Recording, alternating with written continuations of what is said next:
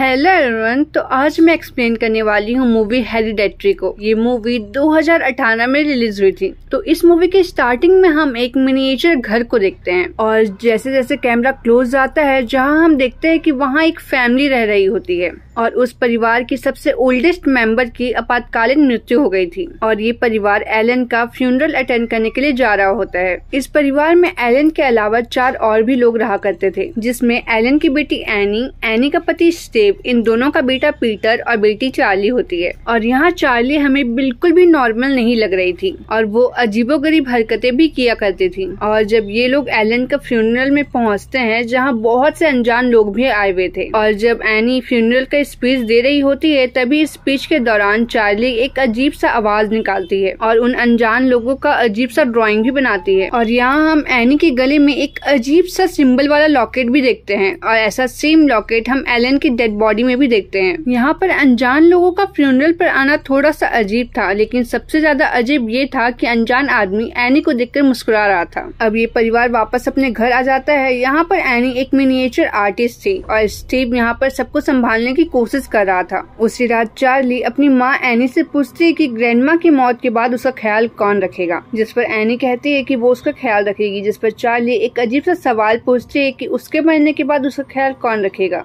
तभी एनी कहती है कि उसका ख्याल उसका बड़ा भाई पीटर रखेगा। अब एनी चार्ली को सुलाने के बाद अपनी माँ के सामानों को देखने लग जाती है, जिसमें उसे एक नोट मिलता है जिस नोट में वो एनी से माफी मांगते हुए कह रही थी कि वो बहुत सारी चीजें उसे नहीं बता पाई। जो कुछ हुआ और होने वाला है उसका बोझ तुम खुद पर मत लेना, हमारे सेक्रीफाइस का इनाम हमें जरूर मिलेगा। अब अगले दिन हम चार्ली के क्लासरूम का एक सीन देखते हैं जहाँ एक पिजन क्लासरूम के विंडो से टकराकर मर जाती है और चार्ली बाहर आती है और एक कैंची से उस पिजन का गला काट देती है और चार्ली उसके सर को अपने पॉकेट में रख लेती है। और यहीं रोड के उस पार एक औरत को हम चार्ली पर नजर रखते हुए देखते हैं और यहाँ एलन के रूम में हम एक अजीब सा सिंबल बना हुआ देखते हैं जो एक कल्ट में यूज होता है और उसकी मौत शायद एक रिचुअल का हिस्सा थी या नहीं, ये तो हमें लास्ट में ही पता चलेगा। अब एनी एलन का रूम को हमेशा हमेशा के लिए बंद कर देती है। उसके तुरंत बाद ही स्टीव को एक कॉल आता है कि किसी ने एलन की कब्र को खोदकर उसकी डेड बॉडी को चुरा ली है, पर स्टीव ये सब अपने घर वालों को नहीं बताता है। एनी अब अपने पति से झूठ बोलकर एक जगह जाती है जहाँ एक जैसे लोग अपना दुख दर्द शेयर करते हैं और एक दूसरे से बात करते हैं। जहाँ एनी अपनी माँ के बारे में बहुत अजीब सा बात बताती है। वो बताती है कि उसकी माँ थोड़ी सी पागल थी और वो उसके भाई की बॉडी में किसी और की आत्मा को डालना चाहती थी और इन्हीं सब के कारण एनी के भाई ने सुसाइड कर लिया। इसके अलावा एलन के पति की भी अनजान रूप से मौत हो गई थी और एलन इंसानों को भी अपने वश में कर लिया करती थी। इसलिए जब एनी के बेटे पीटर का जन्म हुआ तो वो एलन को पीटर के पास जाने नहीं देती थी और उसके बाद चार्ली का जन्म हुआ और वो एक लड़की थी, इसलिए एनी एलन को उसके पास जाने देती थी और शायद हो सकता है यही एक कारण है कि चार्ली एकदम अजीब थी। अब नेक्स्ट सीन में हम चार्ली के रूम में एक लाइट को देखते हैं और चार्ली उस लाइट का पीछा करते हुए बाहर जाती है जहाँ उसे एक इंसान दिखता है जो आग के बीच में बैठा हुआ था। तभी वहाँ पर एनी आ जाती है और वो चार्ली को खींचकर अपने साथ अंदर ले आती है। और यहीं दूसरी तरफ पीटर के दोस्त उसे पार्टी में बुला रहे थे और एनी चार्ली को जबरदस्ती पीटर के साथ पार्टी में भेज देती है ताकि पीटर वहाँ पर ड्रिंक ना कर सके। पार्टी में पहुँचते ही पीटर अपनी फ्रेंड्स के साथ स्मोक करने लग जाता है और चार्ली एक केक खा लेती है जिसमें पीनट था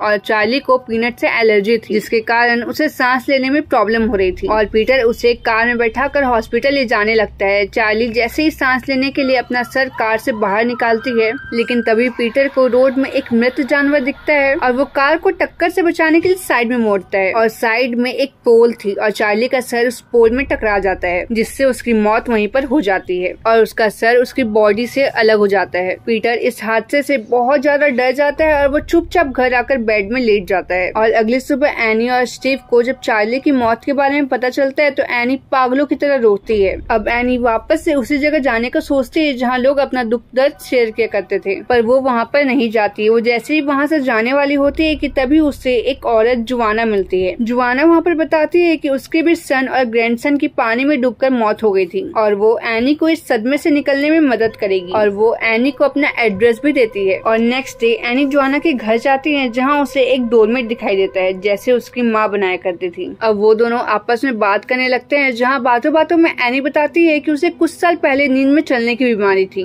और इसी दौरान वो अपने दोनों बच्चों को जलाने वाली थी और एन वक्त पे उसे होश आ गया था और उसके बेटे के साथ उसका रिलेशन उसी टाइम से खराब चल रहा है। उसी रात डिनर करते वक्त एनी और पीटर की बहस हो जाती है, जिसमें पीटर का कहना था कि एनी ने ही चार्ली को पार्टी में जबरदस्ती आने के लिए फोर्स किया और एनी चार्ली की मौत का सारा इंजाम पीटर पर डाल रही थी। स्टीव दोनों को शांत करता है और अब अगले दिन एनी शॉपिंग करने के लिए जाती है, जहाँ उसे जोआना मिलती है। जहाँ जोआना बहुत ज्यादा खुश थी और वो बताती है कि उसे मरे हुए लोगों से बात करने का एक तरीका यानी रिचुअल मिल गया है और वो एनी को अपने साथ जबरदस्ती घर ले जाती है और वहाँ अपने ग्रैंडसन के साथ सच में कांटेक्ट करके दिखाती है और एनी ये सब देखकर बहुत ज्यादा डर जाती है। लेकिन जोआना उसे चार्ली की आत्मा को बुलाने का सलाह देती है और इस प्रक्रिया में एनी को चार्ली का बस एक सामान चाहिए था और एक मंत्र पढ़ना था जिससे वो आत्माओं से बात कर सकती थी। उसी रात एनी फिर से चलकर पीटर के रूम में जाती है, जहाँ उसे पीटर के शरीर में बहुत सारी चींटियां दिखाई देती है और पीटर मर चुका होता है। तभी एनी की आंख खुलती है और ये बस उसका एक सपना था। वो उसी रात तुरंत पीटर और स्टीव को उठाती है और चार्ली की आत्मा को बुलाने की कोशिश करती है और इस प्रक्रिया के दौरान बहुत ही अजीब सी घटनाएं होती है, जैसे एनी का चार्ली की आवाज में बात करना और ये सब देखकर पीटर बहुत ज्यादा डर जाता है और स्टीव इस प्रक्रिया को बंद करवा देता है। अब नेक्स्ट डे एनी को हम काफी गुस्से में देखते हैं और वो अपने सारे मिनिएचर आर्ट्स को तोड़ देती है और यहीं दूसरी तरफ चार्ली जिसमें अपने अजीब सी ड्राइंग बनाया करती थी, उसमें अचानक से पीटर की तस्वीर बनने लग जाती है और यहीं स्कूल में पीटर अपने रिफ्लेक्शन को देखता है, जिसमें वो रियल लाइफ से बहुत ही अलग और खुश दिख रहा था। और यहाँ पर एनी घर पर चार्ली की उस अजीब सी कॉपी को जलाने की कोशिश करती है, लेकिन उस कॉपी में आग लगते ही एनी के शरीर में भी आग लग जाती है, जिसके कारण उस कॉपी की आग वो बुझा देती है। एनी अब अगले दिन जोआना के घर जाती है, जहाँ वो देखती है कि जोआना के घर पर कोई नहीं है और वहाँ पीटर की फोटो को लेकर सैतानिक रिचुअल किए गए हैं और वो जोआना के घर के डोरमेट्स को ध्यान से देखती है, जिससे उसे याद आ जाता है कि ऐसा सेम डोरमेट उसकी माँ एलन के पास थी और वो फौरन घर भागकर एलन के सामानों को चेक करती है, जहाँ उसे सेम पैटर्न का डोरमेट दिखाई देता है और उसे यहाँ पर एक एल्बम भी मिलता है, जहाँ वो जोआना को अपनी माँ के साथ देखती है।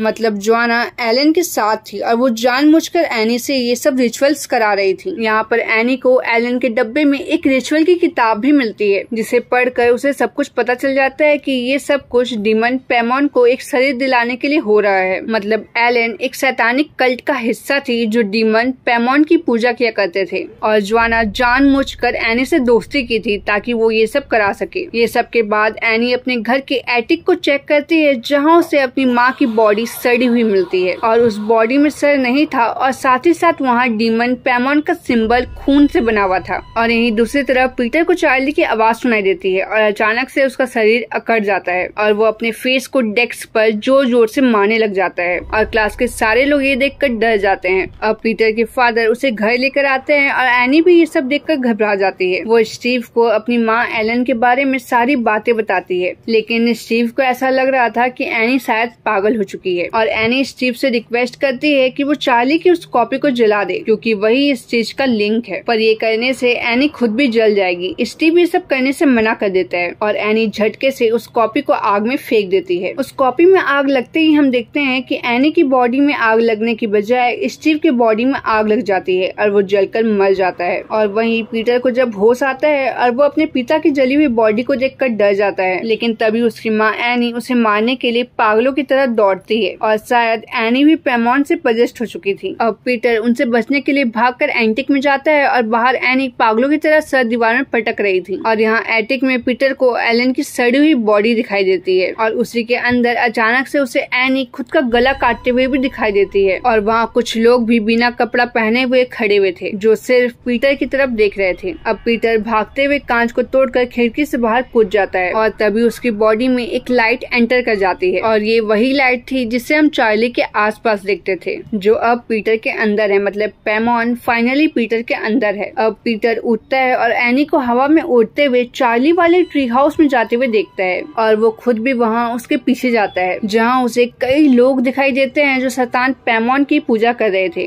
और वो सभी पीटर के सामने झुकते हैं और जोआना उसे एक ताज पहनाती है और उसे किंग पैमॉन घोषित करती है और ये मूवी यहीं पर खत्म हो जाती है। आई होप आपको ये वीडियो पसंद आई हो। अगर आपको ये वीडियो पसंद आई हो तो इस वीडियो को लाइक करे, चैनल को सब्सक्राइब करे और हमें सपोर्ट करे। Thanks for watching.